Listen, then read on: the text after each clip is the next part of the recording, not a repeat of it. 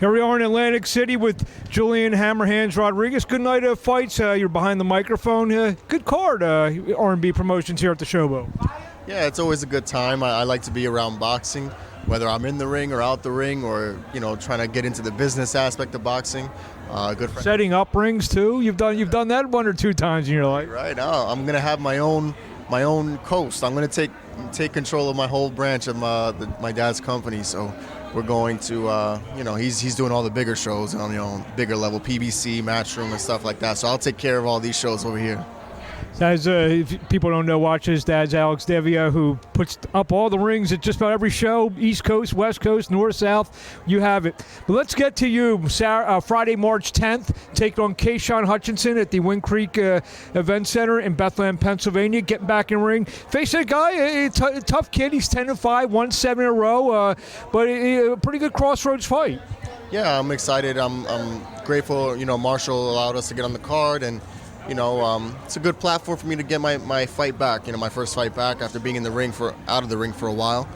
Kashon, yes, he can be very crafty and everything like that, and should be a good fight. And it's main event, so we're looking to put on a great show. What's been going on? Like you said, you've been out of the ring a couple years. What has been going on? Just some management issues and clearances that I have to get through. You know what I mean? It's a dirty business, and people they're very emotional and always in their feelings, I feel, and they could be very spiteful if things don't go their way, or things like that. I don't want to get in too deep, but basically I'm grateful for the time also, because it allowed me to grow and mature outside the ring, and I feel like that aspect has made me a better fighter. A lot of people, obviously, you're a very good prospect coming out in the amateurs. You racked up, 20-plus wins to start the career, set back to the Pedraj. Do you think a lot of people can be sleeping on you? They saw that performance. Maybe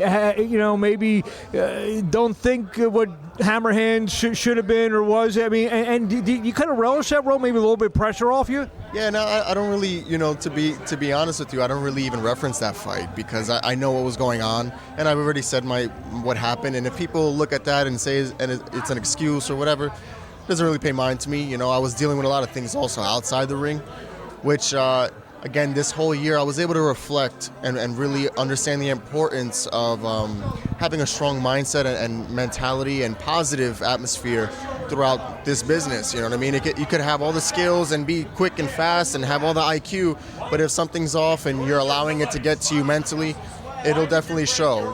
Not saying that that's what happened in that fight. It was more so an injury, but it's just again, I assessed what was going on, not just within the fight but outside the ring, and I shouldn't have even went into that fight, to be honest with you. But everything's okay now, and it's more of a case where you can go in this fight March 10th. The slate's wiped clean, almost like an 0-0, a new beginning. Julian Rodriguez 2.0. Oh, absolutely. This is definitely I'm using this as the momentum builder. You know what I mean? And once I go in there and I show that nothing has fazed me and I'm still the same Hammerhands, you know what I mean? That fight will be long forgotten in a matter of 6 months. So. And you feel maybe with a couple, 2, 3 good performances, you're right back in the middle of things. Maybe world ranked, and get kind of on the edge of starting to reach your goals. Right, that's the game plan. I have different priorities now in boxing, and I feel like it's just going to show. And with those priorities, it's inevitable for me to achieve what I want to achieve. What do you want to say to the fans in closing? I know we're probably going to talk to you before March 10th anyway, but it's the first time I got the chance to see you before we officially announced the fight yesterday. What do you want to say to the fans out there? Just want to say, thank you for all the support that I've had. Even the people who may say negative things, it's okay, and I appreciate that too, because I can take that and use that as motivation. So anything that comes my way, any type of attention, any type of support, hate, whatever, I welcome it. And just know that I'm going to turn that into motivation and to be the best version of myself.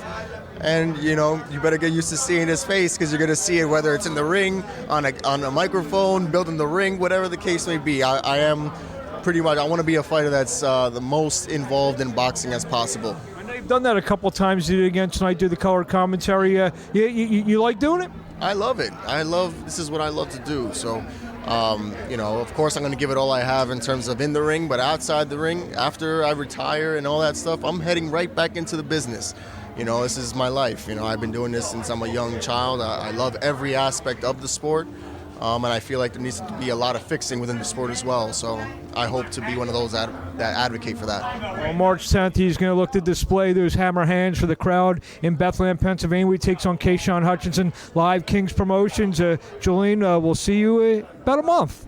Thank you. Always a pleasure. Thank you.